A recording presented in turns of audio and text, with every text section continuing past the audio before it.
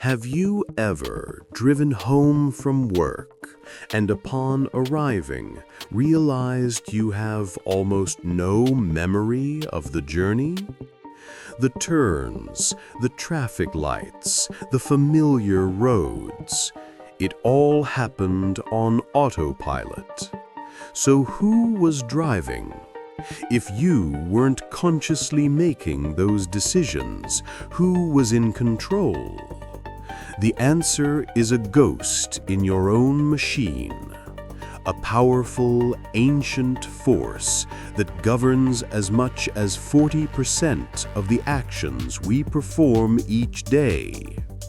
We think our lives are a product of our choices, but in reality, they are a sum of our habits. In his groundbreaking book, The Power of Habit, investigative journalist Charles Duhigg takes us on a journey into the heart of this force. He reveals that a habit isn't just a lazy behavior. It's a specific neurological loop encoded deep within our brains, a loop that can be understood, and more importantly, a loop that can be rewritten.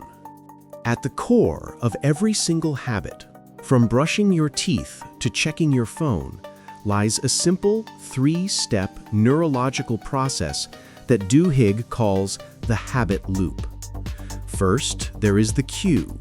This is the trigger, the switch that tells your brain to go into automatic mode and which habit to use. A cue can be anything: a specific time of day, a certain location, an emotional state, or the presence of other people. It's the starting pistol for the race. Second, there is the routine. This is the behavior itself. It can be physical, like grabbing a cookie, mental, like worrying about a future event, or emotional, like feeling a pang of anxiety when you open your email. This is the part of the habit we're most aware of, the action we wish we could change. And third, there is the reward. This is what tells your brain that this particular loop is worth remembering and repeating. The reward could be the sugar rush from the cookie, a feeling of distraction from a difficult task, or a sense of social connection from checking Instagram. The reward is what locks the habit in place. Cue, routine, reward. A simple, powerful, and endlessly repeating cycle. But Duhigg reveals a fourth, invisible ingredient that makes this loop spin with unstoppable force: craving. Scientists studying the brains of monkeys found something fascinating. When a monkey was trained to press a lever, routine, after seeing a shape on a screen to get a drop of juice, reward, its brain activity spiked when it received the juice. But as the habit became ingrained, something changed. The brain activity started spiking before the reward as soon as the cue appeared. The monkey's brain had learned to anticipate the reward. This anticipation, this hunger for the coming prize, is craving. Craving is the engine of the habit loop. It's not the nicotine in the cigarette that makes you reach for the pack. It's the craving for the nicotine rush that begins the moment you feel stressed, the cue. It's not the social media post itself. It's the craving for distraction and validation that makes you unlock your phone. Without the craving, the loop is just a lifeless blueprint. With it, it becomes an obsessive, automatic force. So we are creatures of habit, driven by an ancient loop of cue, routine, and reward, and powered by an insatiable craving. It sounds like a prison, but Duhigg's final lesson is not one of determinism, but of liberation. He presents us with what he calls the golden rule of habit change.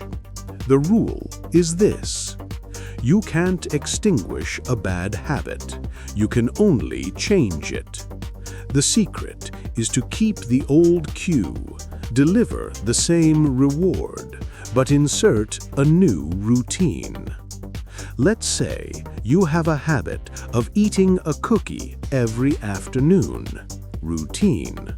The cue might be the 3 p.m. energy slump. The reward isn't just the sugar, it's the distraction, the break from work. To change this, you keep the cue, 3 p.m. You identify the real reward you're craving, distraction. Then you consciously choose a new routine. Instead of walking to the cafeteria, you walk over to a colleague's desk and chat for 10 minutes. You get the same reward, a break and social interaction, but you've hijacked the old loop with a better routine. This brings us to the final empowering takeaway. Our habits are not our destiny. They are a cognitive blueprint that, once understood, can be re-architected. The final lesson is that the most crucial part of changing any habit is belief. You must believe that change is possible. The ghost in the machine is not your master. It is an old piece of code, and you are the programmer. The question is not whether we are run by habits. The question is whether we will remain their mindless subjects or become their conscious designers.